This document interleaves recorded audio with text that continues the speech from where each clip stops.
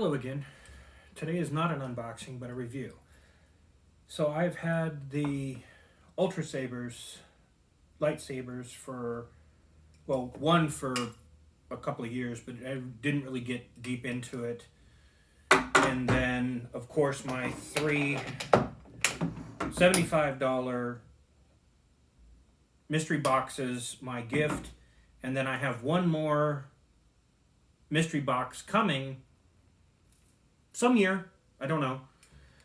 I have some thoughts on their shipping and what they choose to ship first and whatnot, based off of some comments on my videos and other people's videos. It's a crapshoot as to who gets theirs first, and based off of when they were originally ordered, whether they've come yet or not. So my first shipment of $375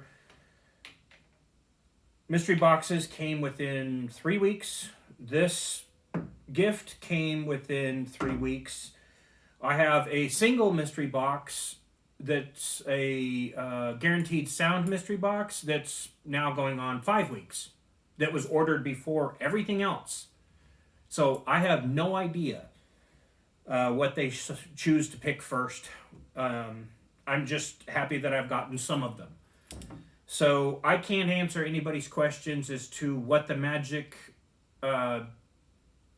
potion is to get your lightsaber quicker or not. I think we may be past the movie hype, the TV show hype, and whatnot at this point. We're, in the second week of February. So everybody should be getting theirs that ordered them in December and the beginning of January, but yet I haven't and other people haven't. I watched a video the other day that somebody ordered theirs on December 25th and still have not gotten it, and it's February. Yet I ordered these on the January 4th and they came in 3 weeks. So who knows? That's the only thing I have to say about Ultrasabers that I don't necessarily like. People have complained about their customer service and their responsiveness on emails. Every email that I have sent them, they have responded within at least 2 days and have been very helpful. No issues with their customer service, their email responses, or anything like that. So let's get into the review. A standard stunt Ultrasaber, no sound, blue, love it, durable. I love the windows. For me, I don't necessarily have a preference between light or dark. I do like the emitter windows when I get them. I do like the AV switches when I get them. This sound-only stunt saber came with an AV switch. No emitter windows. This one came with a guarded switch and emitter windows. So, stunt sabers are stunt sabers. There's not a whole lot to say about them other than personally, they're durable as heck. No complaints on the manufacturing, the threading, the finish, the fit. Everything is, in my opinion, top-notch. I have gone with the heavy grade blade on all of them because me and my family really like to go at it when we are dueling, so I didn't want to take the chance on any of that. As far as sound goes, I have what I think is a V2 that I built in my Frankensaber that I referenced in my first unboxing video. It's not an initiate. I don't remember exactly what hilts these are. One has emitter windows, one does not. One's dark, one's light, and this is the one that I've sort of cobbled together from spare parts. I put a leather wrap on it, and I did a ray skin texture on the leather wrap and a crisscross stitching pattern on it. I put O-rings on it and filled the choke point with the silicone self-bonding tape. Somebody on a video at one point said, "What is, can we put the silicone self-bonding tape on there?" And from my experience, as long as you do it right and don't stretch it too much, it looks pretty decent. I've got a little bit of a bump right here from the silicone tape overlapping, and then I filled in with 2 O-rings, one on each end of that, just to give it a my view, my like.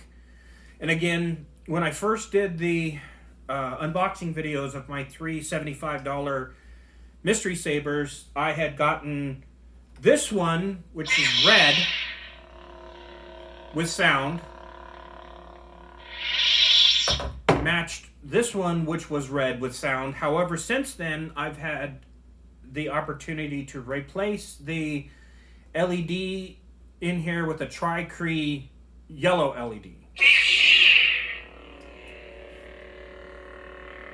I also put a different battery system in this. This was running off a single 18650, which didn't give it enough oomph, in my opinion, so I replaced it with 2 lithium-ion 14500s, which is what comes in comes from Ultrasabers in their rechargeable setups, and ordered a AA battery pack holder. I had to sand it down a little bit to get it to fit inside the hilt, but it's now running off of the right voltage with the right speaker, my own momentary contact switch button that I had in my electronics parts, 12 millimeter in this, by the way, and then it's got a slightly shorter blade than others, because at the time that I built this, I didn't know what the standard blade size was, so I ordered a heavy grade blade from the custom saber shop and cut it. I think this is the size blade that my wife wants to use. But again, this is Ultrasabers and a Frankensaber. Still super durable, love it, fit, finish, everything is great. Now this guy right here, this was my last unboxing video. This is the Emperor's Hand. Love it. I can't say enough good things about it. I have done 2 minor changes to it. I've added 3 O-rings in the area that's between the emitter that unscrews and the rest of the hilt. And then in between the top ring and the rest of the emitter, I put an O-ring just to keep it consistent and you didn't see silver in there. One other thing that I did, which isn't really a modification, but this little black, what appears to be a button, is just a black plastic like cover plug. And when I shook the lightsaber around, it moved and rattled. So I just took a single layer of electrical tape around the plastic prongs and put it back in there. That stopped the wiggling. I would imagine that because of manufacturing, the little plat plugs are going to vary from lightsaber to lightsaber, and a simple prying of a toothpick got the cover off. One thing that I noticed in other people's Emperor Hand videos is nobody really mentions where the hell the screw is for the blade retention. The screw is actually right on top, 180 degrees from the screw that is above the decorative button. It is a button, or it's a cap head screw that is 180 degrees, and it's about half an inch long. It's a different size wrench than the ones that come with the smaller hilts. So they send you a wrench. It is different, so make sure you hold on to it. It's the same wrench that you can use on all of these other cap head screws, except for the screw that's under the button here, and then the screws that are holding on the activator box, and the Corvatec wheel thing. One thing that I wish that I would have changed, and I might order one later, is the coffin-shaped activator box. I have no complaints with the square one, but I think for aesthetic purposes, the coffin-shaped one might be better, but I don't know because I don't have it. I did order a different pommel. I don't recall what its name is right off the top of my head, but it's an additional 1.5 or 2 inches long, and it's kind of hex shaped with black accents to match the emitter.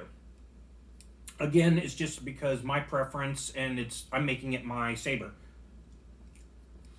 As far as the diamond controller and RGB LDD setup, I love it. I have changed the fonts, the colors. I will say the software that you use to modify the fonts and change the colors is great if you just want to play with the colors. When you are getting to the point where you want to change the sounds or alter the sounds, it is not super intuitive, but I figured it out within a couple of days. I've added 2 or 3 additional fonts to this, aside from the original ones that it come with. Right now I have... So this is the Ancient Saber, and I've changed the blade color. The yellow blade, just because I have another yellow blade, and there's another yellow blade in the fonts, didn't really appeal to me. Ancient Saber. Episode 1. Episode 2. Episode 4. Episode 5. Episode 6. Black Star. Frozen Winds. Now, I grabbed this one off of Saberforge's website and set up the color.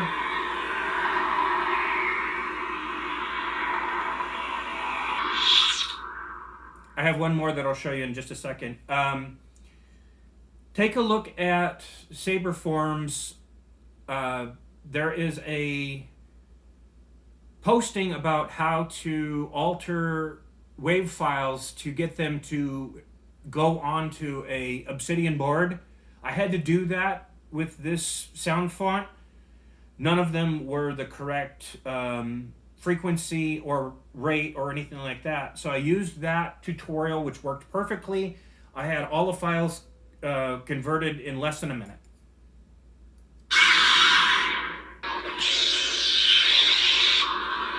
Frozen Winds.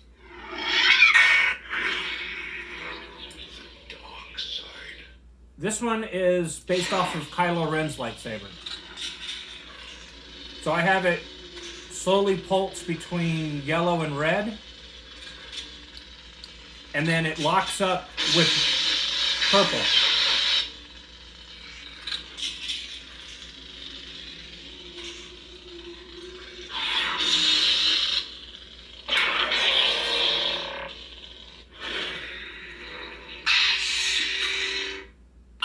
Ancient Saber. I wanted to make this one more white, like that character from the animated series, with the Ancient Saber based off of where ancient lightsaber crystals came from, as well as the character and why her lightsaber is white. The crystal in her lightsaber used to be red, and when Jedis do something with it, I don't remember exactly, they turn white. That's why I went with that blade color. I have really no negative things to say about Ultrasabers equipment. I think some of the negative posts about Ultrasabers equipment was from several years ago. I think they have come a long way since then.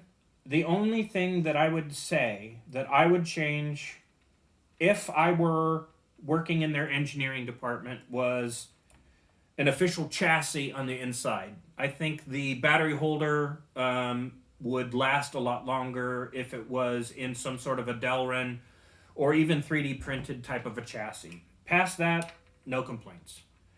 Ultrasabers themselves, no complaints except for their shipping.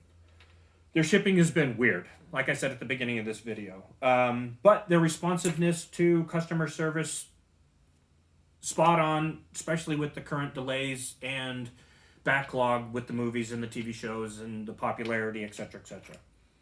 So, thank you for watching, and tune in again when I get my next shipment in.